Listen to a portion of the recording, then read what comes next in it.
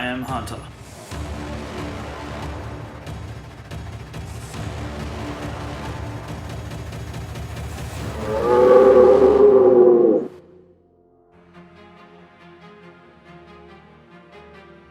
Welcome to I Am Hunter. Today, you've got Jess, Rod, and Tash. Why am I always last? I like how he All right, you've got Tash, Rod, and Jess. It was like, whatever. We're going to have a chat today to Jesse R. Phillips. The Canadian. what's his Instagram name? The Jesse R. Phillips. The Jesse R. Phillips. Bit of a dude, like this guy. Just a bit of a dude, mostly a chick though. He's not Canadian. He is American. Really interesting guy, and really looking forward to having a chat to him. He's teaching his kids to hunt at the moment, and we're going to have a chat about everything to do with, I guess, hunting in the US, who Jesse is, and pineapple on pizza. Which, if you're an Aussie and you don't love that, you shouldn't be Australian. Harsh.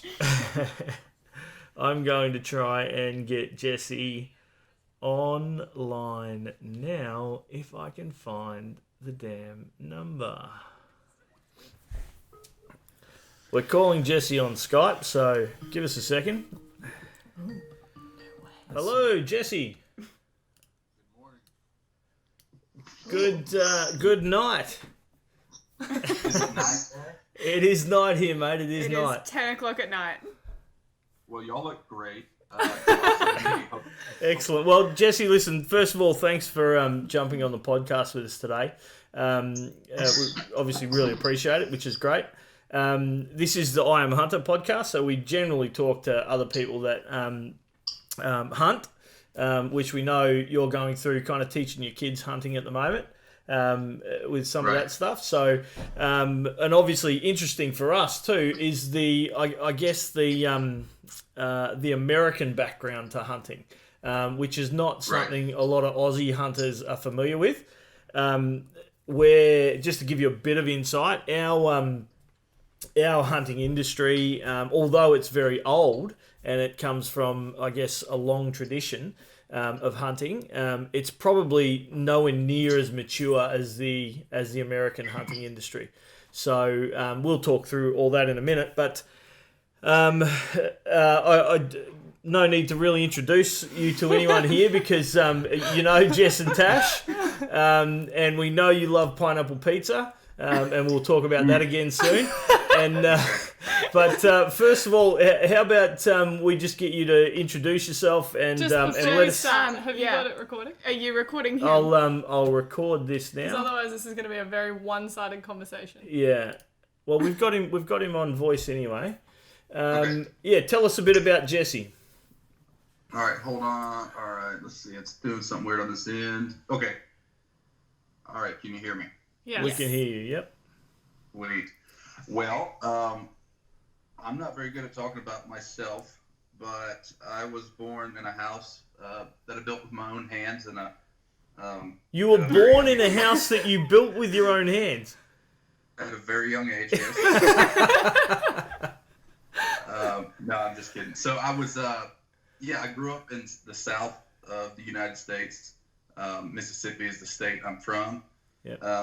Very rural area, very kind of backwoods, I guess you would call it. A lot of whitetail, squirrel hunting, rabbit, quail, a lot of the smaller games.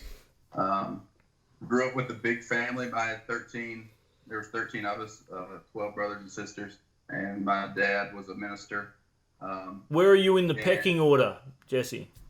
In the pecking order, I'm fifth from the top, so I'm kind of like just in the middle. Is there a middle child syndrome when there's 13? I don't think so, because I'm pretty awesome. Yeah, that's middle child syndrome. I'm the middle. I don't know if the middle child syndrome is a good thing or a bad thing. Tash has got it. It just pretty much means that you get forgotten. A lot. Nobody remembers that you exist. I mean, there's 13 kids in their family. Yeah, that's true. Probably everyone's the middle child. How could you forget that Tosh doesn't? That's because she doesn't stop talking. That's so true. But they still forget. It's Middle harder child. to forget now because she's bigger. Yeah. I'm Got rounder. this big round, you know. Getting bigger by the second. Yeah. Yeah, I'm hoping that during the podcast we get to see the baby born. That's my goal. So. Yeah, I did say that the one thing I wasn't allowed to do in this podcast was go into labour, and he's like, I really hope you go into labour. So. Yeah, I won't be happy with that either, Jesse, to be honest. But I guess going back to, anyway, very close family. My dad taught us everything I know about hunting. We didn't get to go hunting a whole lot growing up, a couple times a year, because we rented the land that we were on. Grew up on about 300 acres. That's kind of where my hunting background came from. Then, getting older, got married, went to the Marine Corps. I've been in the Marines for 10 years. I've always enjoyed hunting, but once we have 3 kids, young kids. Once they were born, I kind of quit hunting all the time like I was, just to spend more time with my family. But now that they're 6, about to turn 7, my little boys 2, about to turn 3, they're so excited about going to the woods. So the past 2 years, I've been able to kind of start getting back into it more. And the older they get, the more we're going to be able to spend more time in the woods together. So it's become, instead of just a hobby for me, it's become time for the whole family. It's good. We love it. Yeah, great. So at the moment, your daughter is the oldest child? She's got twins. Oh, twins. Yeah. Oh, twin right. daughters. And you thought you were unlucky with 2 girls. I know. He got 2 in one. My condolences, by the way. You've got a lot to look forward to. I can tell. No, when I see y'all working together and everything, it makes me excited about my kid, because my girls have a very good relationship now, and I'm always worried that when I get older, they might think I'm not cool anymore and move on. But the family's like, y'all getting along and enjoying life. It's like, We don't think he's that cool. Yeah. We just kind of like keep him around for the laughs. See, well, laughs, that's cool. They just don't. They don't appreciate dad jokes yet. I'm never going to appreciate a dad joke. No. No, never. It's an acquired taste, but dad jokes through the palm. Only other dads like dad jokes. I think they're awesome. We do think that you're awesome. Yeah, but certainly, I'm sure as your kids get older, the one thing that I guess I've found with just family in general, the more time you invest, obviously, the better outcomes you get. So, there is no substitution for time. Right.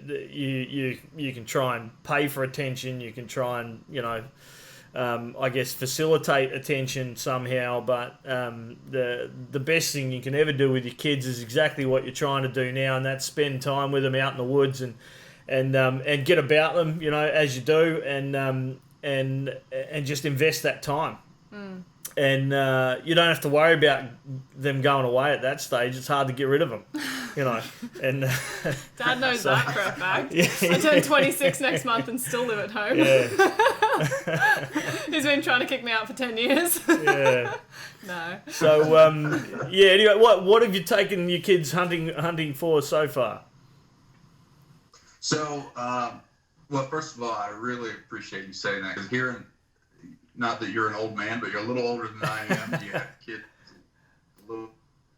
It is nice to see that, just to see my goal that I'm shooting for, I can look at y'all and kind of see what it might look like. It's really encouraging to watch. So y'all keep doing what you're doing. But whitetail is mainly the species we hunt. A little bit of squirrel hunting. The kids are still kind of young, so they're still learning how to shoot, and squirrel hunting. They're small little critters running in the trees, so we do a little bit of that, but mainly whitetail, because it's a little easier for them to get a kill that way. So whitetail, rabbit, that's about all we have. You don't have pigs? We have turkey and all that. Turkey's a whole nother. What's that? You don't have pigs?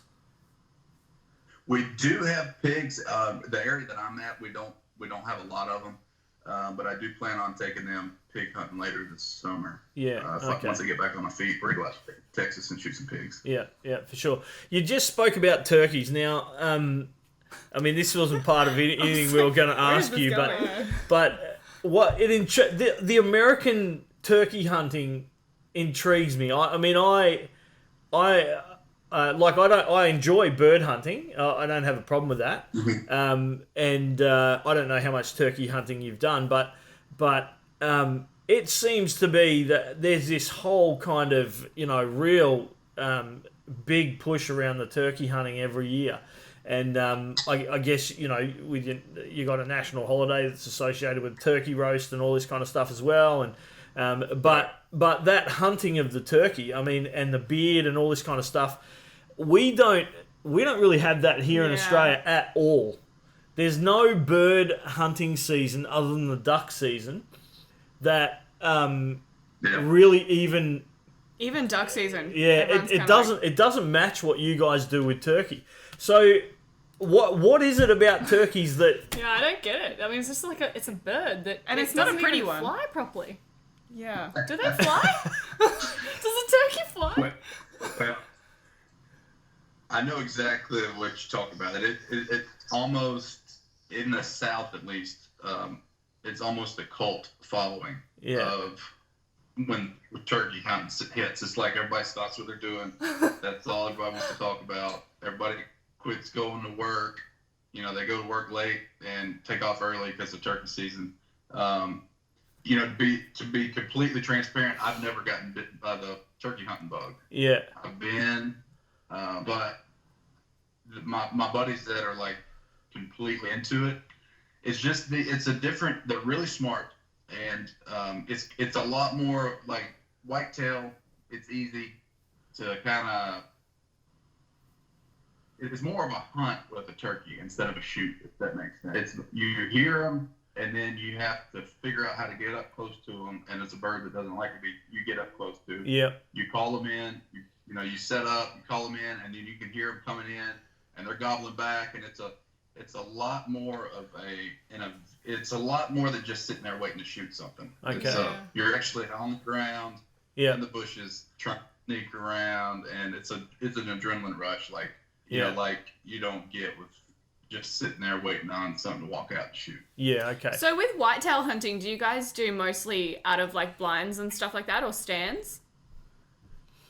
Well, I do with my kids just because it's hard to do much stalking with.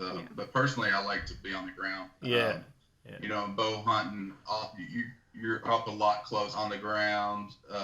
But yeah, either climbing stands or we have these old box stands or blinds or anything like that. That makes it a little bit easier to actually put meat on the table. Yeah. And so turkey's more like spot and stalk. Is that? That's a lot more. Yeah. Yeah. For sure. Yeah, which is most of the hunting here in Oz. We've got I think 7 deer species. We've got buffalo, and then we've got a number of things which are either considered kind of feral or just nuisance animals. Feral like fox, wild dogs, pigs, and then you got possums and stuff like this. Some wallabies which you can hunt. Camels, donkeys. But then you got your main kind of 7 species of deer, and other than some of the stupid animals that are out there that just kind of stand around and don't do much, almost all of them are spot and stalk, and some are dog based. You use dogs and stuff like that, like very much the pigs and stuff like that. A lot of guys are hunting with dogs and stuff like this. So not that you can't spot and stalk them, it's just that that's quite a popular way to do it with the dogs. But almost everything else is spot and stalk here in Australia. You won't hear much blind hunting or like stand hunting in Australia. No. You got guys that do it, but when they do, like I've got a stand, a tree stand, I've used it, I think, maybe 3 times. He put me in it one time and went off by himself. Just so because I knew I could leave her in the tree and she wouldn't get lost. So, but yeah, they're very, very seldom used. Almost everything's on foot, and so it's training yourself to obviously, know where the animal's going to be in the morning, where they're going to be in the afternoon. Use wind, all that kind of thing, to try and make sure that you're giving yourself the best opportunity. All right, I want to segue. Being an American, what is your opinion? Didn't you say he was Canadian? Yeah, he's Canadian. I was about to say thank you for that. Sorry, being a Canadian, Okay. what's your opinion on the Australian gun laws? What do you guys hear about it? It's a really interesting one because we always hear the media in the US using Australia as this great, great example of gun control. So that's a good question because the mainstream media tries to paint it as this wonderful thing. Yeah. But most of us red-blooded Canadians, most of us see through that and see that it's it's not a good. I remember I'm not good with my history, but when did the gun law change to where it got really bad? 1996. 96. There was a mass shooting, actually here in Tasmania where we are. I remember as a kid seeing a magazine of my dad would show me. It was in Australia, and I think it was a gun confiscation or something, and they were destroying a bunch of weapons. Yeah. Yeah, the buyback they called it. Yeah, and my dad showed me that and was like, "This is not good." Yeah. Use that as an example. So yeah. Personally, I've always looked at Australia as, man, that's a tough place to be for people like me, for us, Yeah. people like us, to live, try to get around. So yeah, in the early 90s, that's when I started noticing that the news was saying that was a good oasis and we should be more like Australia, and most of us here are like, no. Yeah, we're good. Yeah. Well, most of us here are like, maybe we can go to America and get some guns. Yeah. Oh, sorry, Canada. Yeah. Go on, sorry. I've been trying to get y'all to move to America since I met you, so hopefully one day you will succeed. One day. It's like a big family to bring over, though. So Yeah. Gotta bring us have all. a summer home or something over here. Yeah. It's something we've contemplated a few times, and we're yet to hunt the US. We've hunted a number of countries, but they're definitely on our list for to get over there and actually do some hunting over in the US. And I've got my number one absolute have to hunt at some stage is a bear. I don't care what bear, just a bear.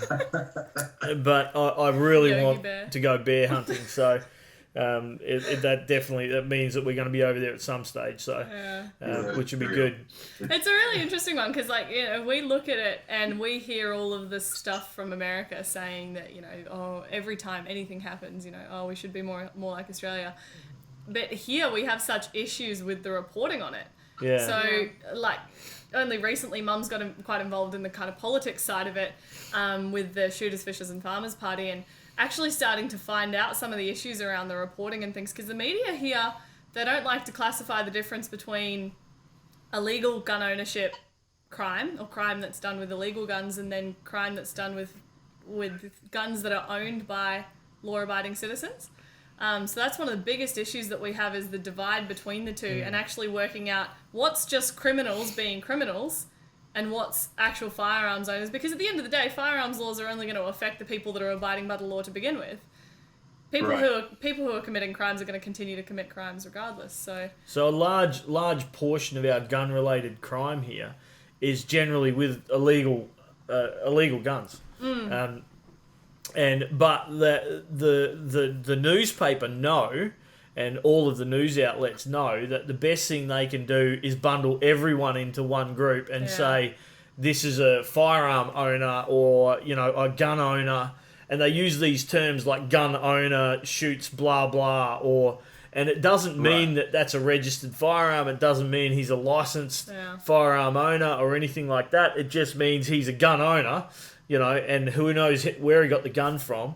But they use these kinds of terms to incite even further, I guess, angst against firearms and anyone that actually lawfully owns and uses a firearm. Some of it's scary too. Like, I think some of the what really frustrates the crap out of me, what really gets to me, is how much they try and make out like you're some crazy conspiracy theorist if you start saying what's going to happen when they start restricting guns more and they start restricting access to guns. Immediately, you put in this box of conspiracy theorist, and so your opinion's no longer valid, right? But we've got those issues here in Australia, like having registries for your firearms, right? So that it seems smart enough when you just talk about the basics of it, and you talk about the underlying, you go, oh, well, we need to know where the firearms are and we need to know who owns them in case anything goes wrong. Yeah, that's fair enough, but we had an issue here, 2 years ago? With the ABS, our Bureau of Statistics got hacked when they did the census and everybody's data got stolen. And it's like, if we can't trust the government with information like that, why would we trust them to put together a list of all the names and addresses of every firearm, every registered firearm in the country, and have that sitting on a computer somewhere for anyone to come and grab? And and we've had it where the media have got a hold of that, and they say, oh, in this suburb in Sydney, in New South Wales, there is a civilian arsenal of this many firearms. And it's like, how on earth do you know that when this information is supposed to be completely private? 100% private, for police eyes only, So there's a lot of issues associated with what we've got, and there's a lot of questions that have been raised by lawful firearms owners, because, I mean, for the most part, and this is where it gets a little bit hard to deal with, because most of the lawful firearm owners just want to be left alone. They just want to go about and do their thing, go hunting, enjoy some time out with their kids and whatever and their family, harvest an animal, take that home and feed their family and things like this.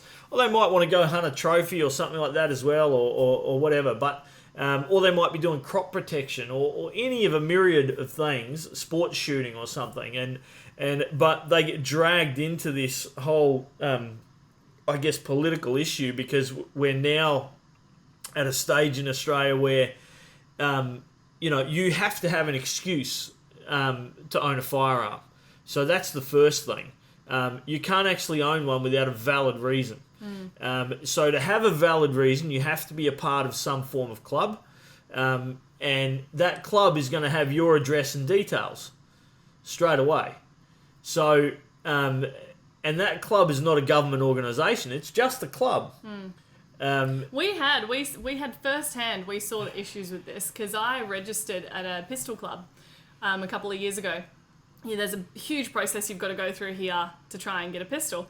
And so I started that process, applied for the exemption from the commissioner, joined a club, and within 2 months, our house got broken into, and the only thing that they touched in all the area they broke into was these small little containers that you could fit a handgun in. Dad had probably $2,500 worth of tools sitting right there in a bag, ready to pick up and walk out with, and they didn't even touch it. The bag was open too. So they would have seen all that stuff to go through the door they came through, and yet all they done is went through my reloading bench and went through every small container in the reloading bench. Obviously, and the police said the same thing when they turned up, that they knew. In 2 weeks, there'd been 7 break-ins, and every single person that had been broken into had either recently registered or had previously been registered with a pistol club. Yeah. So it's like... Did somebody steal that information from the pistol club, or was it a bad club? This is the thing that your pistol club will have it. The police will have it. The police will have it. The firearms registry will have your details as well. And then the agency you purchase the firearms through, they have your information as well. And then you'll have the valid reason, which is generally, it doesn't have to be the same as that pistol club. It can be something like the Sports Shooters Association, which we have here in Australia. So you can have up to 5 groups. Well, and then you've got service charge as well. And then, That's like it's like where do game you guys get your registration. licenses, your driver's licenses? The DMV. Yeah, like the Department of Motor So Vehicles. Yeah. so there could be up to 6 or 7 agencies that have your details and know exactly what you own. Yeah. From a firearms perspective. And I think you guys should do what your dad did and just like start using Australia and taking it and being like, no, this is what happens when you have gun control. But find the opposite. Well, like, a lot of us are, and that's kind of, I mean, just hearing y'all talk about it is just, it reminds me just how blessed we are in the United States, because a lot of times, now there is a big push to regulate gun control, take away semi-automatic, take away 30-round mag. They're always trying to take away. And that what you said, the statement that you said, Rod, about you have to have an excuse in Australia to have a weapon. Yeah. Well, our excuse is in our Constitution, and it's the right to bear arms. Yeah. And the reason we have that right is not to hunt. It's not to fit. It's not to recreate. It's to stand up against the government if they go rogue. Yeah. That is the God-given right that all Americans have, is to have enough firepower to stand against the government if they go rogue. Yeah. So they don't that's the baseline. So all the there's in our media there's a lot of, well, you don't need a AR-15 to hunt. What do you need 30 rounds to hunt? You're not, whatever. You need a double barrel shotgun and that's it. Well, that's not why we have the right to bear arms to hunt. Yeah. It's not about hunting. Yeah. Now it helps us out. I love hunting, but that's not why I care. That's not why we have a constitutional right. It's so we can stand up against the government, because governments are corrupt. They're always are. Yeah. So that's why we fight tooth and nail, and NRA and a lot of good organizations here fight tooth and nail every bit of regulation they try to put on it, because in state they're trying to be like y'all. Yeah. They're trying to make it strip it. And the places that have the strictest gun laws, like Chicago and LA and San Francisco, have the highest gun crimes. Yeah, we know those stats as well, which just blows you away. Because good people with guns don't have them. Yeah. Or good people don't have the guns, and the bad people get them anyway. Yeah. And then it's like a fishbowl. Yeah. So. Yeah.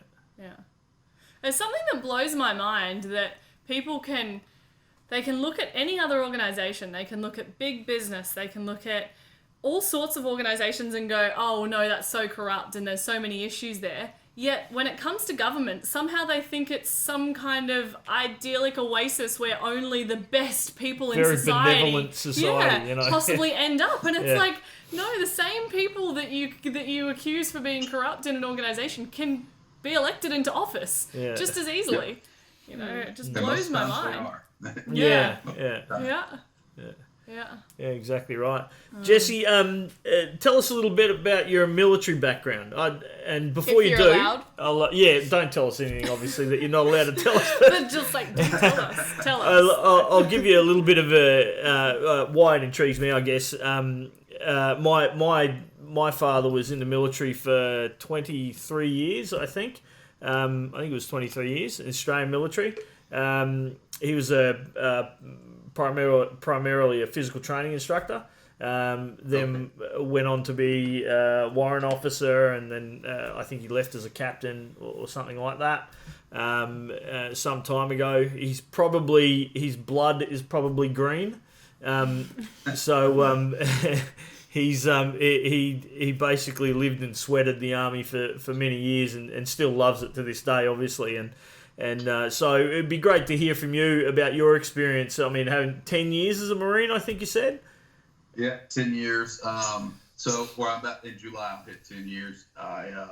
In the Marine Corps Infantry. So they call us ground pounders or grunts, or basically we're the guys on the ground doing the dirty work, and usually don't get enough food and don't get enough, don't get a bath often enough and all that. So they don't give you pineapple on the pizza? Is that why you don't like it? They don't have any pineapple for your pizza? Never. Not once. It'd be hard for like fat kids to get in it, because you always talk about how you're a fat kid, and if they don't give you enough food, Say that again.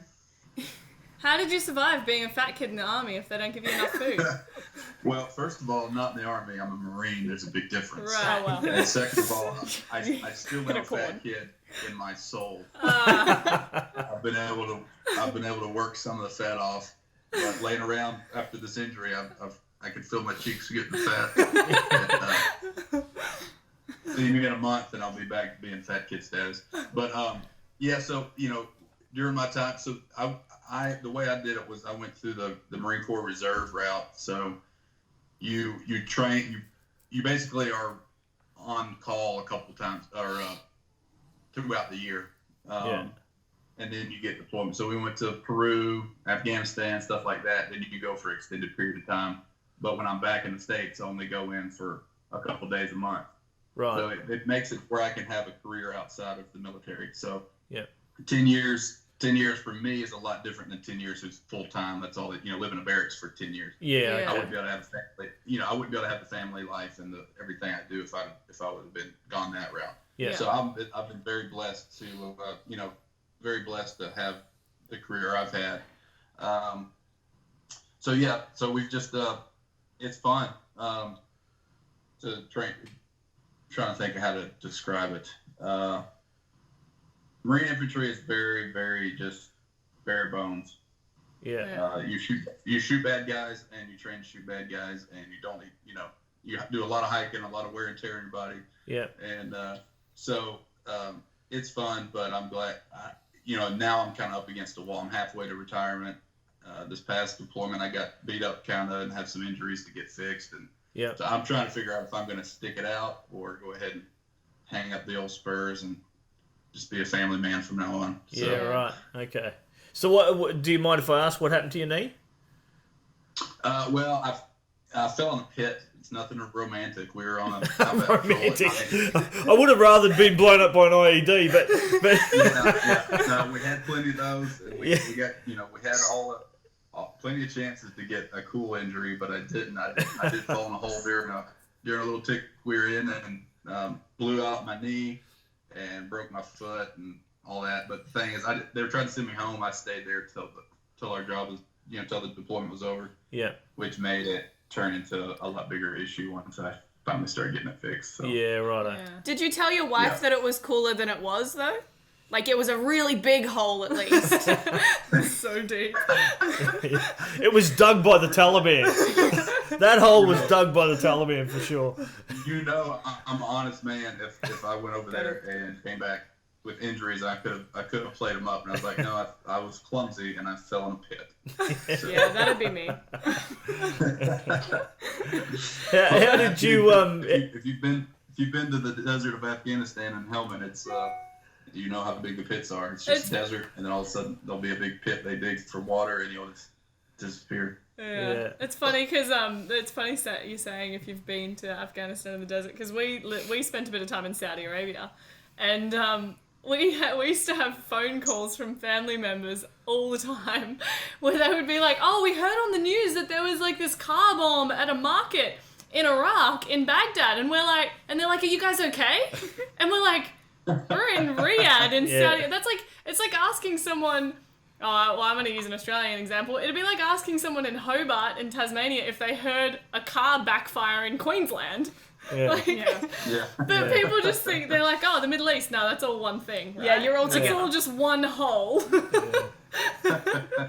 Do you have trouble explaining that to the rest of your American mates and everything that are not in the military? About what y'all just said about about Afghanistan and what it was like, and I would something big would happen at it would be in Afghanistan, but it would be at Kabul or somewhere else, and they would I would finally check my email, and there'd be 10 people wondering if I'm alive because they heard it'd be the difference of being like I'm in Mississippi and be like, hey, a bunch of people got killed in California, are you okay? Yeah. Well, that's all the way. It's so far away, I can't even tell you how far it is. Yeah. So yes, I definitely ran into that. Yeah, awesome. So how did you find Afghanistan yourself? I mean, obviously you're there. How did you find Afghanistan yourself? I mean, obviously you went there in a military capacity, but I don't think it's like a hot tourist destination. Yeah, that's right. I mean, I asked the question because I dragged my wife and the kids over to the Middle East. I was on contract over there, not in any military capacity at all. Just gun for hire for technology, which sounds good. But, Yeah, That's the wrong yeah. word to use when you're talking to a soldier. that's right. But so just earning the bucks, mate. That's all. Just earning the money, and we were obviously very safe and whatever, but still, I find it hard just to articulate the difference between that culture and our own. Yeah. To anyone back here, I mean, you start talking about it, people's eyes glaze over, or they just really don't get it. They don't get how different it is, and And that's why it's so hard for me to answer, and I probably won't answer the way I normally do, being that this is a public podcast. But the way to get them to actually not glaze over is to tell them how it really is. Yeah. And this is kind of funny. I am a Marine. I'm a grunt. I'm a jarhead. All that. But I'm also kind of an artist, and I write. I'm a filmmaker and a photographer. So I'm a kind of a artsy, fartsy kind of dude. So I've always looked for the beauty in things when I go places like that. And I try to figure out how it can inspire me to be better at my craft. So the first week or two in Afghanistan, maybe the first 3 weeks, I was so intrigued with the people. Like, they lived in mud huts. Yeah. They didn't have any electricity. Nothing has changed over there in the past, 6,000 years. It's exactly the same. They're still eating rotten goat. They're still wiping with their hands. They don't have running water. It's exactly the same. But at the same time, like, they would, in the middle of the desert, they would figure out how to get water to their little flower bed, and they would have flowers. Yeah. And they would have little patches of grass to pray on at night when they did their nightly prayers. And they would spend so much time and effort for just a little bit of beauty. And that was really intriguing to me. And it was like, I did a lot of writing about it. I was like, man, these people are so, they're not quite as different. They're not so far away from the way we are. And then I won't tell what started, but about 3 weeks in, I decided they're not that cool anymore, and I don't really Yeah. There were some things like that in. I don't care how many flowers they Yeah. Dad had a similar experience over there. He just stopped reading the newspaper. Like, you go to read the news and catch up and make sure that you know what's going on in the country that you live in. And there was just that much crap in there about what was going on, news stories that you just couldn't even dream up the horror of what was happening. And so Dad just stopped reading it altogether. It was like, I can't even know about it at all. Yeah. Yeah, there's some, there's a lot hidden, that's for sure, in those countries. And there's a lot about those cultures that has not been exposed and people don't understand. And and even, unless they see it themselves, I think people would remain blind anyway. Yeah. Kieran, our brother, he got in trouble for it coming back here. He was sitting in class one day at school and they started talking about, I don't even know what class it was. Religion. It was a religion. A religion class. And he was going to a Catholic school. Yeah. And the teacher had a go at him and got stuck into him because she was telling him that he was lying.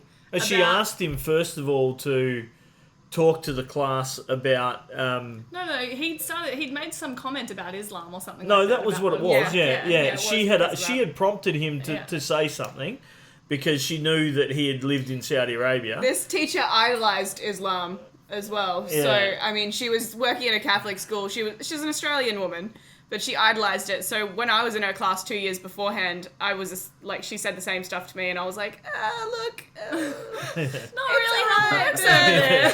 But Kieran made the mistake of being honest and being brutally honest about what happens, as religious as they may be, that this is how they treat their maids, and this is how they still have slaves, and they have, and they do these kinds of things, and the public beheadings. And public beheadings and stuff like this that go on, and she basically she got really upset with him. She flat out accused him of lying and sent him to the principal's office, and Mum and Dad had to ended up having to Yeah, come it was into me school. at the time, because Beck was working up in Brisbane at that stage, and so the kid's mum was fly out, and so I got the call, and I went into the school and I had to front up with this teacher and say, you got no reason to accuse my kid of anything. He's telling you the truth, and if you don't believe it, it's your bad luck. So and so I was here with the principal and this teacher accusing my son, and and I was just like, listen, I don't care what lies you want to tell everybody else, but he's telling you the truth, and so like it or lump it, that's the way it is.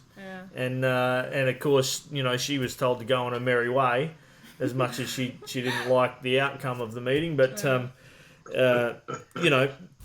She then, for a little while, she tried to make a few other hassles for him and whatever else, but it all kind of got washed over, and she decided never to ask him about the truth of the matter ever again. So, Right. yeah. But it's really sad.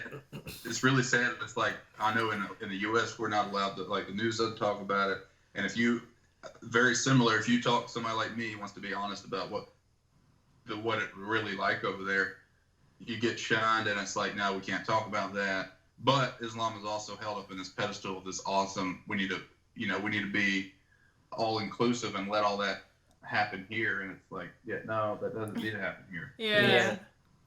A lot of it's evil. A lot of it's not good. Yeah, I agree. I love the people because God says to love them, and I don't like them. And it doesn't Yeah. mean, not as a general. I love everyone. And there's people that I would die for in a heartbeat, but seeing how they treat their kids, like their little girl's little face cover fall off, and you're gonna get a stick and beat her until she bleeds. Like, are you kidding me? Yeah. Like, what kind of, like, I'm sorry, but I don't. It's just hard to wrap your head around. Like, how can I respect you as a man if you're gonna do that to a child? Yeah. You know what I'm saying? That's a very minor thing. Yeah. I felt like, saw a lot worse than that, but it's like, how am I supposed to respect you as a human if, as a grown man, you're gonna hurt a child because she, a 6-year-old let her little face, her face mask slip? Yeah. Or to take an 8 or a 9-year-old girl and sell her off to some 30 or 40-year-old man, as his 3rd or 4th wife, like that. Yeah. Just. That's something I can't understand across culture or anything. I just can't understand that in this day and age you could have that happen and people could go, yeah, that's totally normal. That's totally fine. It's just their culture. Yeah. Yeah, it doesn't. I know who would be taking the stick, Jesse. And there was a few times over there that I was very close to going to jail myself because of my reactions to a few things. So. I ended up having to go to boarding school because at 14 years old, 15 years old, like, we had to wear the full abaya while we were there since the time we got there, because I was 12 or something, So we had to cover up fully. But even with the cover up on, we were at supermarkets and stuff like that. I was having guys wolf whistle at me and try and come up to me and grab at me and stuff like that. Because I had my wrists and my ankles would flash when I walked. That's often like something that people joke about, like, oh, they saw an ankle, but legitimately they see an ankle and they're like, oh, hi. It's like, how you doing? Dad nearly beat the crap out of this guard at my school once because everywhere there's guard stations everywhere there. All of the compounds have got walls around them. Wearing a pair of flip flops, so I was showing too much ankle, and he gave me a mean old look, and then a bit of a pat, and that was the end of it for me. I don't think that's how the story went. I was walking out to the car from school, and this guard in the Humvee that was in the little what do they call it, where they had the little gun station anyway on the corner of the compound, starts pillbox. Starts wolf whistling at me, and there's pillboxes everywhere in Saudi Arabia with 30 cals. Yeah, they're every couple of corners. There was one right behind our house. Yeah, like our backyard, and then we had our fence, and there was a pillbox. Yeah, it was great. So Yeah, you get. Anyway, needless to say, I've never seen Dad see red so quickly, and he nearly jumped the barricade and beat the crap out of this guy. But he settled for some harsh words and some very choice words. But it wasn't long after that I was back in Australia and at boarding school. In an all-girls Catholic boarding school. People like us that just our cultures are different, and there's things over there that, if just like you said, if it's about having your family over here, you would react and take care of the situation. Yeah. Over there, if you react that way, then it'll be an international incident. Yeah. And people would die. Yeah. So it's a sticky spot. I that's very brave of you to take your family there, but after going there myself, I'm never gonna take my family. Yeah. Smart move. Yeah. Smart move. Yeah. Albeit, Saudi's nowhere near as bad as any of those war-torn places, but you still get the same. The culture's the same. Yeah, the culture's very similar. Yeah. So, and I've been to most of those countries, or I haven't been to Afghanistan, but I had to travel as part of my work through a lot of those countries. So, there is a familiarity amongst them that it just crosses borders. And it's got to do with their culture. I don't know how much you guys would have experienced it, but I reckon the one thing that stuck with me the most is the racism over there. Yeah. That they can show towards other people. Like, it's something...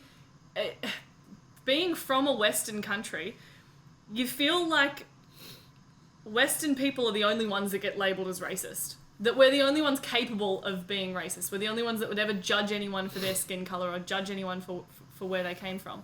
But over there, it is next level. I have never seen such racism against other people. Like, the Saudis especially, there's a hierarchy. Yeah. And if you're low enough on that hierarchy, to them, you're worse than a dog. Like, you're not worth anything as a human, And you're talking about entire countries of people, like, is it Nigerians or Sudanese or something like that? Is like the bottom of the ladder. And along with the Nepalese and the... They treat them worse than dirt, And that really stuck with me. That got me. I just couldn't believe that you could treat someone so badly just because of the country that they came from. Right. Or the religious group that they're affiliated with. Yeah. Well, that was something that we weren't allowed over there. We weren't allowed our Bibles. Like, we weren't allowed to celebrate Christmas. We took Christmas trees that we weren't supposed to take. They were black market Christmas trees. That's it. We smuggled Christmas into Saudi. But yeah, that was something that, like... They'll never let us back. Now that they know. Yeah. But it's something that in the West, everyone's like, oh, well, you can let them bring their culture over here. And it's like, but that doesn't happen the other way around. Yeah. Like, we weren't allowed Bibles, we weren't allowed Christmas, we weren't allowed anything to do with church. It was their way or nothing. Yeah. And that's, you're in their country. It's what should happen, really. It's like, you're in their country, you have their, you assimilate, kind of. Yeah. But, I don't know, it's different when it's the other way around for some reason. Yeah. No, I completely agree. Yeah. When they come to the border, they should get a pair of Speedos and thongs. What do you guys call them? Flip-flops. Yeah. Flip-flops, not thongs. There is actually a t-shirt like that. We'd love for you to join us and help spread a positive message about hunting. Become an I Am Hunter member and help keep hunting alive for future generations. In return, get a free t-shirt, exclusive member discounts, and win great prizes, including an annual hunting trip. Last year, one member scored himself a buffalo hunt in the Northern Territory. This year, we're sending someone to South Africa. To join, go to iamhunter.net. So what you talked about, obviously the job as a Marine and whatever else. So what you said you also do this other job on the side. So what, and it's more artistic and everything else. So tell us a little bit about that. Okay, so I work in, I do a little bit of everything. So I work for myself, kind of freelance, but I produce TV shows. I do photography, content creating for brands, help consult for brand building, and also direct films. So I do a little bit of everything in the media world. All over the United States. So yeah, that's what I do. So some of it's for commercial reasons, some of it's for documentary reasons, some of it's for TV shows. Like I say, I have a little podcast I do, which anyway. So there's a lot of stuff that has to do with media that I do. But thankfully, the Lord's allowed me to be able to kind of work for myself. And the reason I continue to do that is because it gives me the freedom to spend time with my family as I see a need. Yeah. You know, doing what I do have to travel a lot. I do have to go to where the job is and go to where the money is. But when I come home and I'm processing, y'all know how it is. You go out in the field, you get the content, you come back, and that's where the real work starts. Yeah. I get to be home for that, and I get to be in my own office with my wife and kids, and to me, there's really not a price tag on that. I'm not a rich man by any stretch, but I'm a free man, and I get to make my own hours and do what I feel like I need to do. And to be honest, that's what I love about what I do. Yeah. So is most of that within kind of you do that media content creating in hunting, or is it just anything? No. Actually, no. I just actually started getting into the hunting realm through Blood Origins. I don't know if y'all follow them, follow what they do. Yeah. This is Robbie. Really great. Robbie? Yeah. Yeah. We've spoken to him? Yeah. He also thinks pineapple should be put on pizza. Yeah, memory's a bit. Yeah. Yeah. Funny thing, he's actually traveling up here today to visit me. So we're gonna do a podcast later today. Yeah, right. Yeah. But tell him we said hi. Tell him we said hi. Yeah. Definitely will. Yeah. But normally, I started off with taking photos of kitty cats and babies, and then I moved from that to weddings, and then I thought I was a photographer for a long time, and then I realized I'm more of a storyteller, and photography was just one of the tools I used. And then I started making films. I started with documentaries on Vietnam and World War II veterans, and that kind of morphed into making commercials for folks, and then news TV shows, Rant Nation. I don't know if y'all know where that is, Grandma. Yeah. Blaze TV. I work with them. So I've done a whole realm of things. But this year is the first year since I got back from Afghanistan has been where I started working in the hunting industry with my creative. I've done some stuff for different companies for content creating for their social media, but not actual film work like I'm doing with Blood Origins. So yeah. It's been fun because that's a passion of mine, and to be able to do it in a way that's respectful and to be honest, I'm not a lot of the hunting shows that we have in the United States are a little bit, I don't want to say cheesy, but it's like it's all about just let's see how many kills we can get in this. Yeah. Which is fine, it's interesting, but people that aren't hunters have a hard time understanding why we do what we do by just watching that. Yeah, they can't digest it.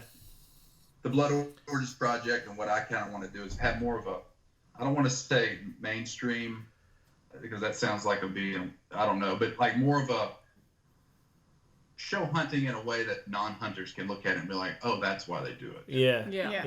And not look at it as they're just killers, you know what I'm saying? Yeah. It's so important. So, we were just talking about that with someone else. And I think it's something Jim Shockey talks about, and he says about how there's about 10% of the population that are hunters and that love hunting and are all for it, and about 10% of the population who are completely 100% against it and hate it. Right. But then 80% of the population it hasn't decided either way. And so it's projects like Blood Origins that are actually going to bring light to how hunting can be beneficial, why we do it, what the reasons are behind it, what the motivations are, what the benefits of it are, that are going to convince that 80% why it's still useful and necessary. Because we're too far gone here in Australia, so we need things like that. Like you guys in the US, you're lucky enough that your right to own firearms is protected in the Constitution, and you're allowed to do that outside of hunting. We're not here. We've got to have some kind of legitimate reason at this stage to go, well, this is why we need it, because... And this is one of the reasons why, for us, we've kind of... we're a hunting outfitter and agency, but also, we've started this kind of I Am Hunter thing for a couple of different reasons. One of them is education, because here in Australia, as I said to you earlier on, that our hunting industry, although it's many hundreds of years old, it's immature. You know, I mean, people have been hunting here since the British landed, and you know, 200 and nearly 50 odd years ago or something. Was it that? Yeah, it was bicentenary 1988, I think. Okay. You just said hundreds of years. Yeah, so well, that's more than 200. Jeez, I'm confident already, Jesse. I mean, people have been hunting here forever, but and of course the Aboriginals before that were subsistence based. You know, they primarily hunted for all their food, so it shouldn't be a strange thing, but unfortunately, you know, the hunting industry in Australia just hasn't evolved, and it hasn't kept people interested. At some stage, it became shooting, where people just got on the back of a ute and went and blew a number of animals away, chasing them with a spotlight. And it was associated with you know drinking cans of beer and all that kind of stuff, and just really not really the core of hunting as such, or not really the drive of hunting an animal both for your own freezer, but also to be outdoors and to be in that experience, and so we lost our way. I think part of the problem too is a lot of the urbanization. I mean, in the US, you guys have got a big enough population that even with urbanization, the rural part of the community is still big enough that you've got enough money behind you, you've got enough spending power, you've got enough voting power as well to still make a difference and to still keep that section alive, and to still keep the memory of all of that alive, and the connection to your food and where it comes from and farming and all of this stuff. Here in Australia, because our population's so much smaller, our rural community is so much smaller. And so there's been this huge divide between the urbanized that are living in cities and stay in cities, and then the people living out in these small towns who still have a lot to do with farming, still have a lot to do with the land, and know the reality of the situation. And so you've got this just complete divide between the population, where you've got all of these people who have no idea whatsoever and couldn't care less and don't want to know. And then all of these people who do know, but they're such a small number that it's really hard to make any difference and to keep it alive at all. So for us, we've got to try and do whatever we can to keep hunting going and keep it growing into the future with our kids and their kids. Otherwise, our right to have firearms at all, our right to hunt, all of that will be taken away. And it'll just be removed because we're not fighting even hard worse enough for than it. that, we've got people like in the Queensland government at the moment, they're saying things like, we'll just poison. They got 4 or 5 species of deer up there in Queensland. They've got pigs, they've got dingoes. These are all huntable, and they've got some buffalo right up the top, and a number of other small feral species like foxes and rabbits and everything else. So there's the opportunity there for those things to be used as a valid and viable resource. For people, not only as a meat resource, but also, in a number of different ways to utilise, their skins and everything else. But their preference is to poison them and to use a poison like 1080. I don't know if you know much about 1080, but it's a devastating poison. It's mostly banned in the US. I mean, I think you guys use something like less than 1% worldwide of this poison that's commonly used to control animals in some other countries. Australia and New Zealand use something like, I think it's 60% of it worldwide. And we use it to control these animals by they drop this poison in these areas, and they do it here in Tasmania, and it just decimates everything. So anything that eats it, they say that whatever the poison block is, that only the deer will eat it. But the problem is that the deer will eat it. 3 or 4 days later, it will die, and it will suffer for that 3 or 4 days. as it starves to death because it can't eat. And then something else will eat that. So any carnivorous animal that eats that also has the chance of dying depending on when it eats that animal and what part of that animal eats it. So it could be an eagle that eats it. It could be a possum that eats it. It could be any other number of things. Tasmanian devil. Yeah, and they end up poisoned as a result. And they think this is a valid thing to do because they don't see the answer as hunting or firearms. How is that? Goodness, that is almost barbaric. Yeah, I agree. Because guns is bad. I had no idea that was a thing. Yeah. Guns are bad, so, let's drop poison instead. It just doesn't make any sense. And that's one of the things with this whole gun buyback and, all of our gun laws and stuff like that. They're like, guns are the bad thing. It's like, no, they're not. People are bad sometimes. Yeah. And, dropping poison to kill the animals is not going to help that at all. But that's what they're saying is a valid control method. Wow, well, I'm going to do some research on that. I'd love to get some from y'all because that's I had no idea that was going on. And did you hear Jesse? Sorry, go on. Well, just in the U.S., like all the folks that are screaming and yell about how hunting's bad and all that, they scream and yell about how it's inhumane and how killing animals, But then that same person that says inhumane and you shouldn't kill a deer and eat it, still go to McDonald's and eat a cheeseburger. Yeah. And that cow has had a terrible life growing up, just being pumped full of steroids, never left the stall, and gets killed. That's okay, but somehow hunting an animal in its natural habitat and shooting it once and it dying on the spot is inhumane. Yeah. It just boggles the mind. And then to hear, the same people that are screaming that way here are the same kind of people over there that are poisoning animals. Yeah. I don't know. It doesn't compute. Yeah, that's right. I don't know how it computes. So the next time they say to you that we need gun laws like Australia, ask them whether they want to adopt our poison mechanisms as well, because that's how they deem that they need to control the. I'm gonna use that with my mother-in-law next time I talk to her. Yeah, we poison animals en masse because they don't allow people to hunt in certain areas. A good one to look up, Jesse, is the tar. You know what tar are? They're a type of goat in New Zealand. They're actually from the Himalayas, but just recently, as recent as a couple of months ago, the Greens government over there... There's the conservation minister, I'm pretty sure, that proposed it. Decided to do a mass poison and cull as well. Yeah. So their intention was to drop the numbers dramatically by something like 80 to 85%.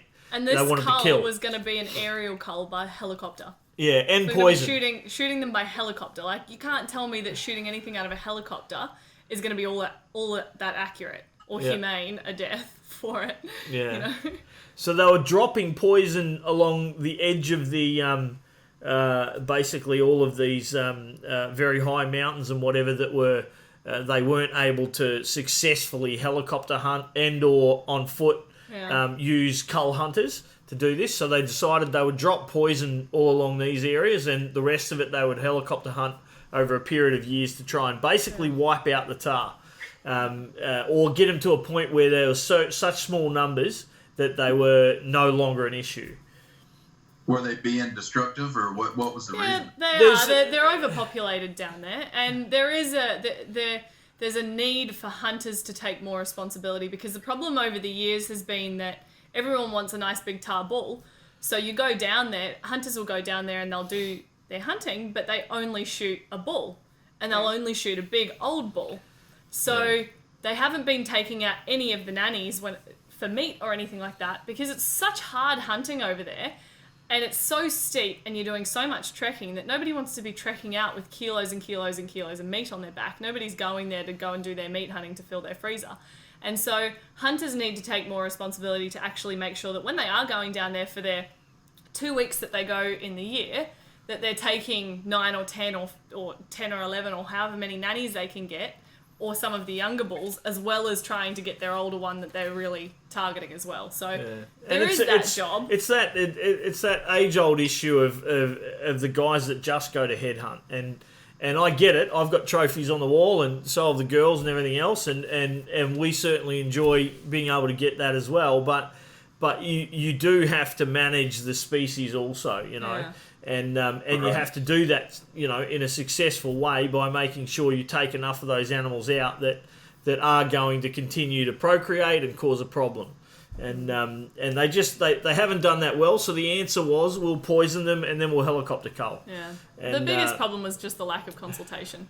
And it's like you talking before about having this constitutional right against government tyranny. That's what happened in New Zealand, and it's happened recently with their gun laws being changed, that there's been no public consultation whatsoever.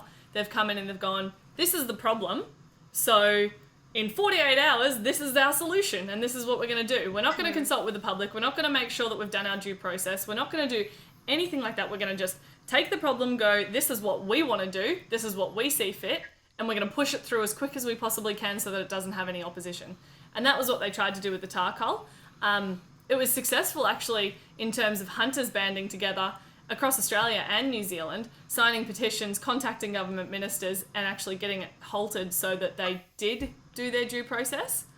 So that was really successful, but it hasn't been successful at all for their gun laws. Their gun laws got changed. That stuff got pushed through so quickly that I don't know how anybody thought that was acceptable at all. Yeah. Because there was no due process whatsoever and no consultation with people that were actually being affected by it. Yeah, so we certainly have some interesting things going on, and which is one of the reasons why, going back to what you were saying about blood origins and stuff like this, and painting a different picture, or painting the real picture. It's not just like over here we have what we call yobbos. I don't know what you Not would like call, hillbillies. what you were. No, not well, maybe, but they're kind of Do you know what a bogan is? Have you ever heard of a bogan? I don't think anyone outside of No, Australia has. no. A bogan or a yobbo. They eat pineapple on their pizza. Yeah, no, No, they don't. Is that a species of animal? Or No. It's a person. Generally they're people that. It's not really like trailer trash either, because they're not. Really No, they're like they've got a real heavy beer culture. You know, they're drinking beer every day. Yeah. If they go out hunting, they go out with a carton of beer on their shoulder, and they just shoot anything. We call them redneck. Okay, so yeah, this is like your worst redneck, right? I think redneck is a term of endearment. I thought that was like. Yeah, I love you redneck. Yeah. I thought that was like a nice thing. It depends on where you're from. Some people like to be called redneck. I don't. I use it as a kind of a derogatory. Yeah. Damn. Yeah, I need to change my expectations. I always thought. So we have redneck. traditional for a long time. We've had a lot of hunters over here, which are probably in that bogan hunter category, and so you know they're fairly rough. Yeah. They don't really give a stuff about much. And I'm not trying to say there's not everyone's like that, but there's an element like that in Australia that creates enough noise and causes problems for everyone. Yeah. Well, they're the only ones that get picked up by the media, because they're the ones that go and they'll take a kid's compound bow with a target arrow and they'll shoot a kangaroo, and the kangaroo will hop into suburbia, into someone's front yard, and with die an there arrow in their front sticking out of yard it. with an Yeah. arrow in it. And it'll end up all through the media, Yeah. and you'll find out that the guy and his mates were wasted when they did it. And so it paints this terrible picture, and it makes out like that's what hunters are like. That's one of the reasons we're not allowed to bow hunt in Tasmania.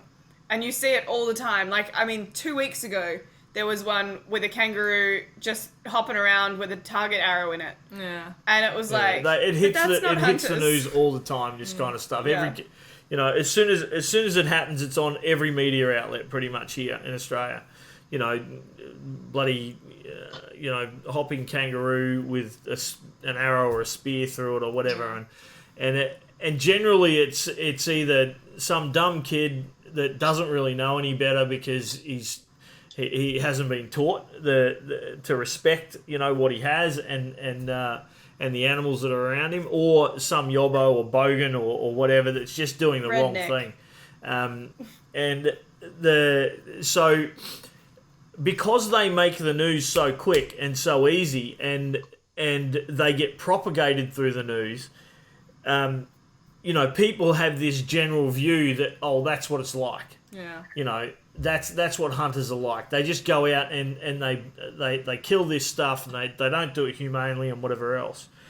And so what you're talking there about the blood origins, and the same as what we're trying to achieve through I Am Hunter, is to try and change that message, to change the way people view it. That there is a process. There's a level of respect associated with what we do. And there's certainly an understanding, and this is not just about murder for the sake of killing an animal, and there's a whole heap of things that are considered when you hunt. I mean, and when we're involved in crop protection as well, so on top of that, there's the conservation the factors that are associated with all that, which most people just would rather ignore, or sign a document to say poison them and then they're gone, and it's all fixed now. Has it changed your opinion much doing the blood origin stuff?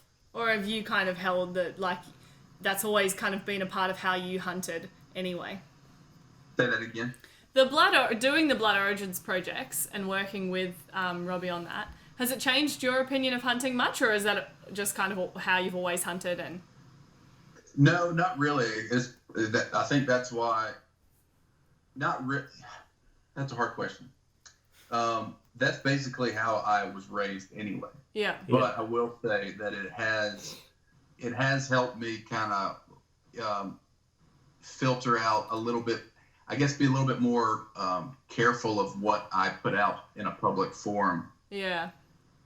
On the topic of hunting, or what photo I choose to put on Facebook or Instagram from a hunt.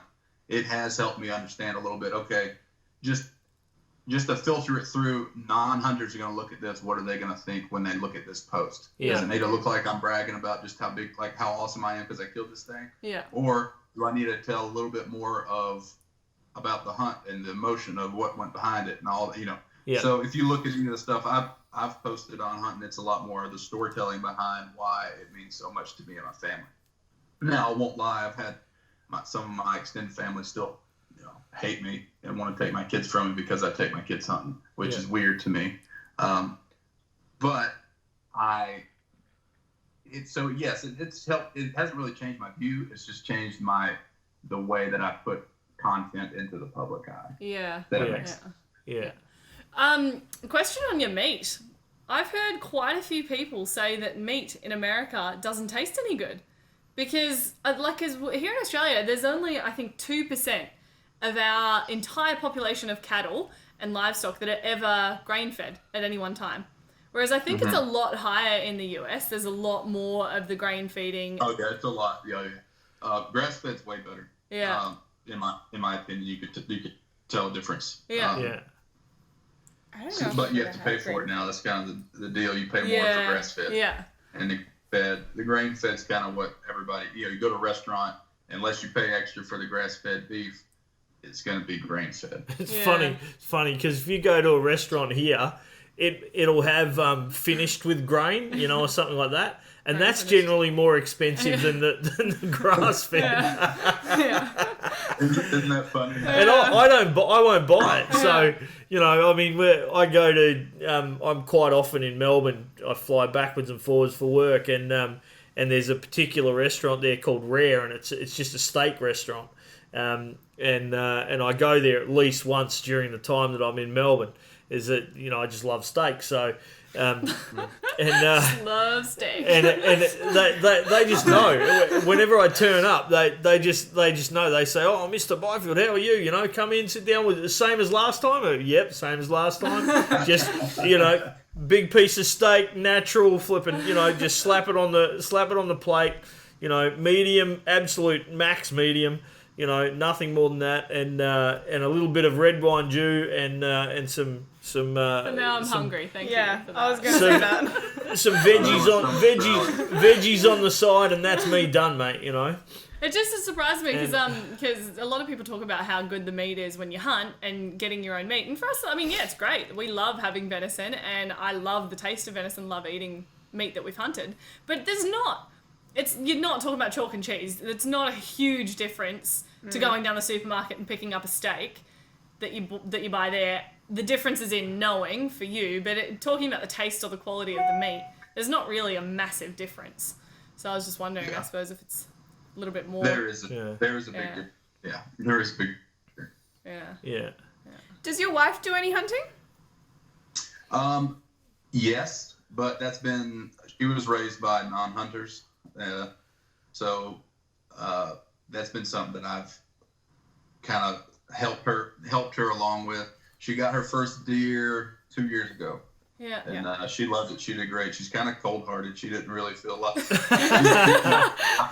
I was more excited and like emotional about it. She got her first kill. I was proud of her and everything. And she was just like, yeah, whatever. I did it. Let's go get it. But no, she did great. And so my daughters have not officially got they've been on hunts and seen kills, and they've helped drag them out, help clean them, help cook them and everything. But they haven't pulled the trigger on one yet. So this year they'll be 7. I think this is the year I'm going to try to get them their first kill. At least Sadie. So I have two daughters that are twins, and the one that's older by 2 minutes, she lets everybody know that she's the oldest one. I don't blame her.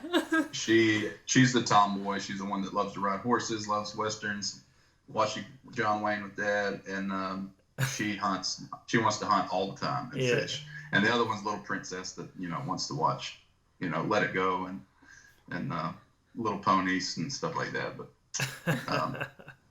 so getting her hunting last year was a little bit difficult, but she enjoyed it anyway. And then my little boy, that's all he wants to do is hunt. So. Yeah. Very good. What's the process around hunting there? Do you have to have like a registration, or do you have to buy tags, or it's pretty, in Mississippi, basically you buy a hunting license, and the reason I don't find that is, against the constitutional, I don't like having to ask the government to do anything. I don't like that because I'm a free man. Yeah. But the reason we pay, like $20 for a tag or for a license that covers all the game is just, it goes back to conservation. It goes to the state and the state takes care of a lot of the conservation in the state of Mississippi. So if you don't, the chance of you getting caught without a license are, probably 50-50, and you'll get a fine and maybe your rifle taken or your truck taken. But to be honest, I encourage people, even if they're going for a day, go get your license, because it helps, fund hunting and doing it the right way. And places like Mississippi in the South, very, very conservative, like they're very pro hunting state, and so all the money that they get from the license goes right back into trying to promote hunting in a good way. Good. That's excellent. So, I have a really random question, because you were talking about conservative. We hear like this. It seems almost end days at the moment when you look at social media and the difference between people who are conservative and people who are like leftist or liberal. Is it that bad in America on the streets? Like, if you were to be walking around with a MAGA hat on, would you get punched in the face by somebody, or is it really not that bad? It depends on where you are, but yeah, you'd probably get. I've chosen to not. It's sadly, the mainstream media has made it to be where if you support the president, you're a racist bigot. Yeah.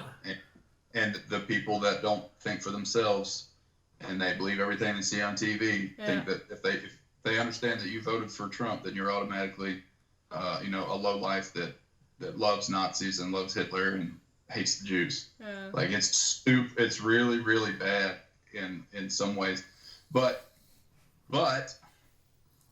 if you take away the red hat and that trigger mechanism that freaks everybody out, we usually get along pretty well. Yeah. You know, if you can leave politics out of it. Yeah. So I don't know if y'all could tell, but I choose to try to keep on my social platforms. I'm extremely conservative. I'm probably further right than most people that are jumping up and down screaming, you know, go Trump 2020. But I choose to.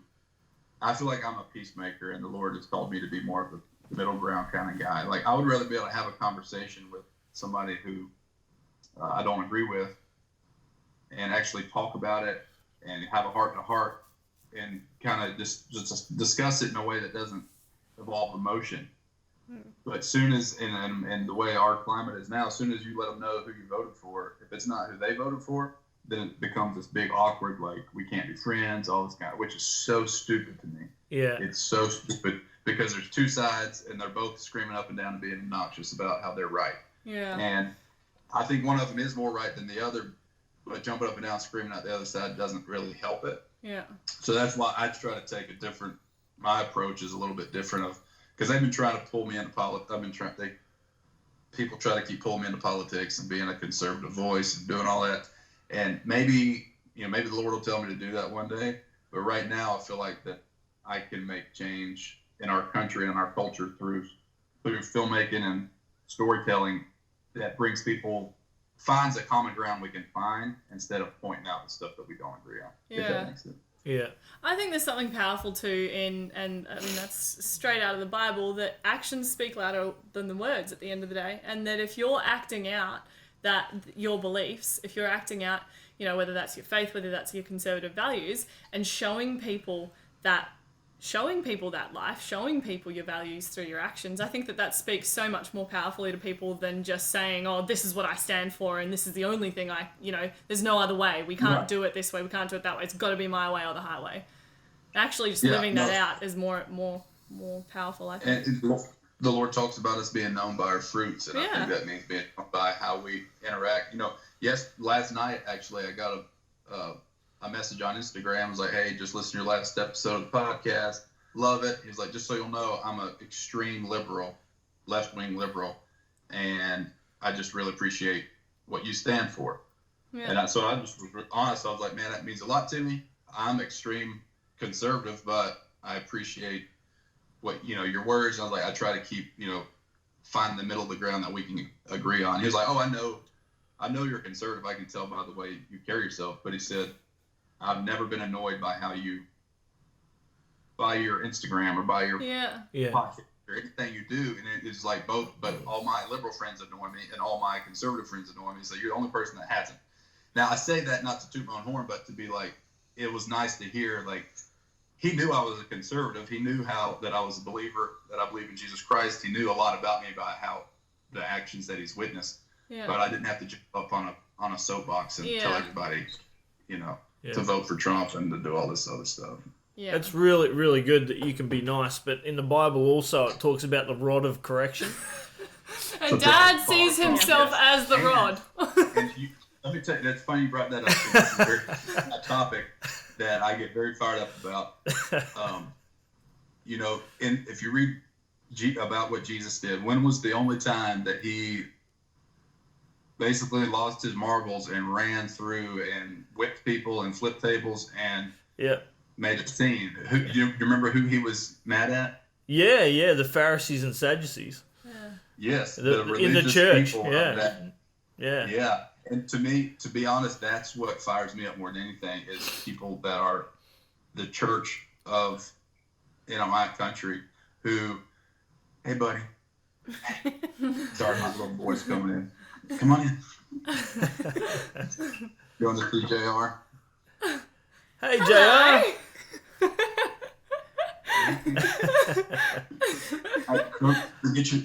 Get your gun. He just came to grab his rifle and go. Hey, buddy, shut the door, please. Thank you. Love you. Sorry about that. Anyway, Jesus didn't get riled up about politics.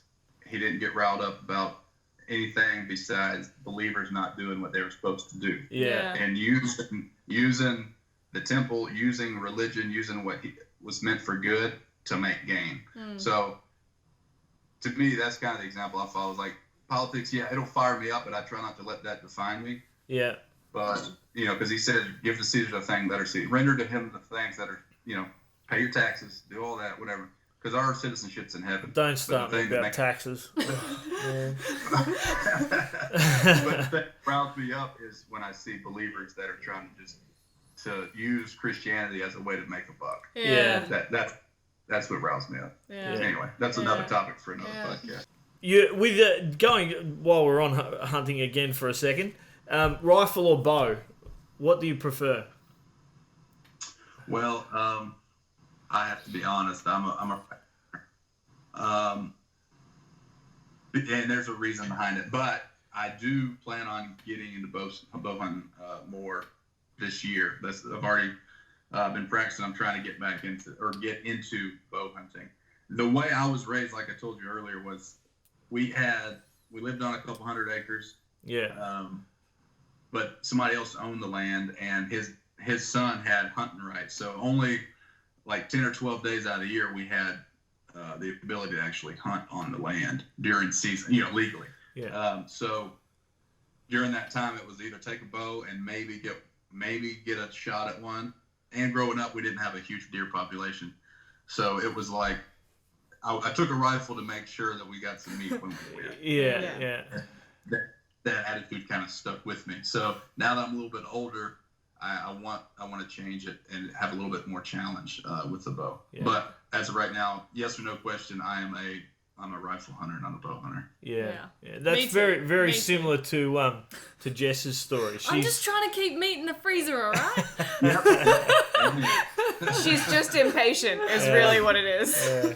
Maybe. And it's funny because doing this blood origins, I'm around people that are like, live and breathe bow hunting, and they, raised with parents that had, 6,000 acres, and it was all prime hunting land.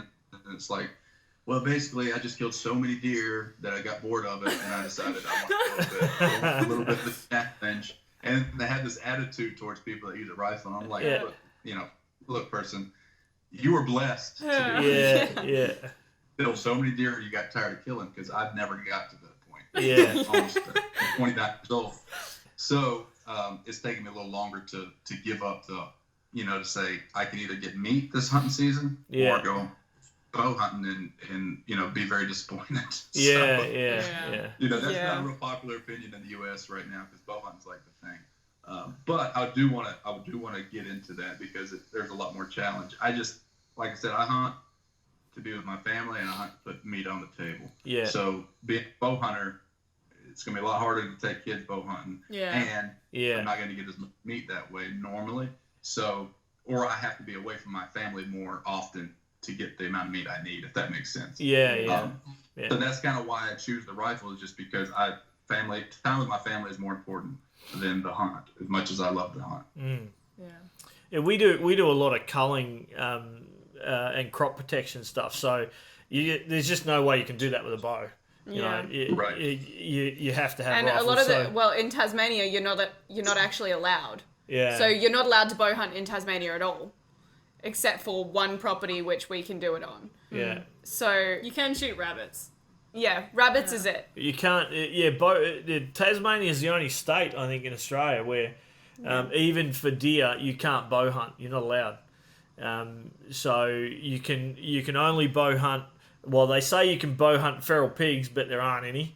So if you bow hunt a pig, it's probably the farmers. And he's not going to be too happy. And then you can bow hunt rabbits and foxes. Well, we don't have any foxes. No. So that leaves them out as well. And you can bow hunt goats, wild goats. Yeah, also they're potentially the farmers also. So you may end up running into trouble, if you arrow a goat. So really the only thing you can bow hunt here is rabbits. And so it's been kind of hard for both the girls to get involved with bow hunting in any decent way. But Tasha's she's really stuck with it. And has a little bit more patience than Jess. She's been given a lot more opportunity than me, okay? And We're always hunting at the same time, and she's been hunting more than me this year, so I think that's a lie. yeah. Anyway, Shots fired. yeah, exactly. So, Jess has only got a ground squirrel with hers, and we It went was a to trophy ground squirrel though. It was a really big one. Yes. You should have seen him. he did have Well, some I need to knackers. see pictures. Yeah. Pictures are didn't. We went to I Africa take last pictures of year, and I think Jess, did you even bow hunt in Africa? the ground squirrel. Yeah, Jess bow hunted the ground squirrel in Africa, and I think after maybe a day, Yeah, she You was said- like, meh. yeah, I'm gonna get my rifle. I'm gonna grab the rifle, and the bow stayed in the case the remaining month because we Yeah. were there for 4 weeks. Yeah, Yeah. we were there for 4 weeks, and the bow didn't I'm move from that impatient. time I on. ain't gonna lie. I ain't gonna hide it. Whereas I hunted one animal for 4 days with my bow, and they were like, come on, just grab the rifle. I'm like, no. Yeah. It's like a challenge now, and I want to get it with my my bow. It definitely is a challenge. I've videoed quite a bit of Tash's bow hunting over the past 2 years. Bow hunting failures is And what he wants to and say. man, there are a lot of times where she's released the arrow and just for whatever reason, it undershot one buck last year. We ranged it wrong, so we ranged it like 5 yards wrong or something like that, Yeah, and it went literally straight under its belly. undershot him by a couple of inches, and it's devastating after so many hours, trying to get up that close, and then finding out you've made some error, Yeah. in your range and Right. whatever, and next thing you know the buck's gone, and you're Or back at square one. crawling up for 2 hours and finally getting within 45 yards of something, and something else spooks and they all run away. Yeah. And it's like, Yeah. what was that 2 That's hours it's for? just not worth it to me. It's just not So worth it. it definitely is. It does require a lot of patience, and it's something that I bow hunted when I was a kid purely because it didn't cost you any money. Right. Is you could shoot rabbits and foxes and whatever else, and I think the biggest thing I ever shot was a small pig. So, it was more about kind of just not having to. If you didn't have money for bullets, well, you could still take your bow when I was trapping rabbits and foxes and stuff. So, I'm pretty much the same. The convenience of the rifle, if I can get it within 500 meters, I know that I'm pretty sure. Just a casual 500. Yeah, I'm pretty sure I can deck it, as long as I'm stable and I've got a good shot platform, Right. it's game over. So, Yeah. but I mean, for us spot and stalking, we like to get much closer, but it's not necessary if you don't need to. So, which is good. Right. So yeah, you guarantee put stuff on the table. Have you ever hunted outside of the US? Yeah, people. No. People in Afghanistan. Besides humans, no.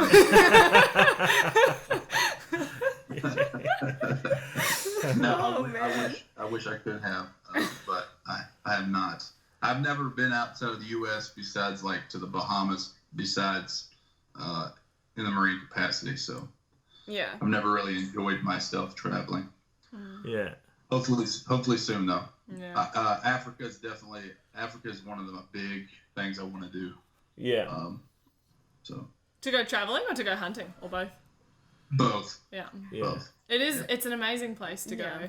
And just to see the people and the culture and stuff like that and some of the history there is crazy. It's really cool. Yeah.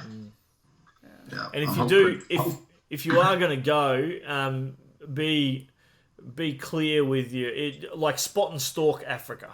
Don't go like a lot of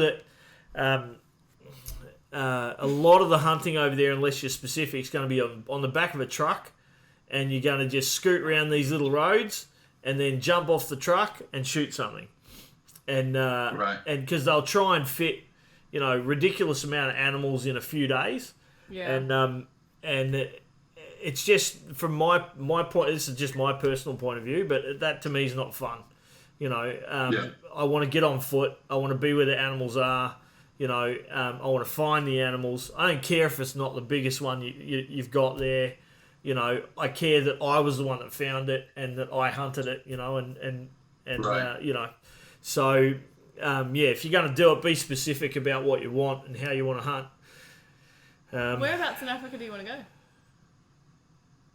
Somewhere within the country of Africa. Ah, yeah. The country. Yeah. And they might not let you in with the Canadian I passport. haven't done my research. Yeah. I haven't done my That's fair enough. research. Yeah, no worries. Yeah, we've only been to South Africa, but it was good. It is good fun. Well, Jesse, it's almost midnight here, but we'd like to Okay. ask you one last question. Okay. Do you want to ask? Do you want to come hunt Skippy one day? Skippy the kangaroo? He doesn't know who Skippy is. Who doesn't know who Skippy is? Everybody knows. Do you know Skippy? I know. I think so. It's the kangaroo, right? Yeah. Right? Yeah. Skippy was a show when I was a kid. Everybody knows Skippy the kangaroo. That's true, right? I don't think so. You know Skippy the kangaroo. This is pineapple on pizza again. So what's the question? Would you come and hunt Skippy? You're going to bring the wife and the kids one day to Australia? Don't go to Africa. Come to Australia. Oh, We're for practically sure. South Yeah. Africa anyway, aren't we? Well, he likes That's to call easy. us. Y'all are basically South Africans in my book, so Yeah. yes. Yeah. Just like get on the wrong flight and come to Australia instead. No, that's definitely on my bucket list. Australia has been on my wife and since we've been married, that's been one of the places that we plan on traveling. We just haven't done it yet. So, Yeah. Yes would be the answer to that question. Awesome. Well, let us Honestly, know. though, like talking about not getting the chance to travel yet, 100% hands down, having travelled as a kid and loved it, spending time with your family and getting to spend time with your kids and stuff like that and invest in that is much better than spending money travelling and gallivanting across the world. As good as an experience as that is. For sure. But we do still want to do it. So Yeah. Yeah. we're gonna figure out how to. Just like a couple weeks ago, I took first time Lex and I had left the kids that long ever, but we were on a 9-day trip to California and it's good for a couple to get some time. Yeah. Especially with three. With 3 kids. Yeah. Yeah. All right, Jesse. Listen, mate. We're gonna probably head off to bed because bloody late here. All right. But Well, thank y'all so much for having me on. I'm honored. Yeah, thank you. It was Yeah, good to no, finally have a chat to you, being Instagram friends for so long. We've all chatted to you know. on Instagram. It's finally official. We have actually talked Yeah. live Yeah. instead of You are not gifs. some 40-year-old dude in your mum's basement posting someone else's That pictures. is good. That was the one goal we needed from this podcast. Just make sure Jesse is not 40-year-old dude in basement. No, I'm a 29-year-old dude basically. So. there you go, mate. It's been a real pleasure. Thanks very much for spending the time and listen, mate. Love to see your stories and we'll keep following and watching on. What's your podcast so we can tell everyone else? It's called The Program. The with Program. Jesse Phillips. There you Yeah. go. The Program with Jesse It's on, Phillips. It's on any platform that has podcasts. So. Yep. Okay. Well, everybody look that up and get on board and follow him on Instagram. What's your Instagram tag? The handle is the Jesse R. Phillips. The Jesse R. Phillips, and there's a couple of false ones out there. But Yeah. if you have any Don't be hassles, fooled. yeah, don't be fooled. Don't be fooled by the fakers. If I ask you for money, then I'm not I'm not the original. there you go. There you go. Well, I've been scammed.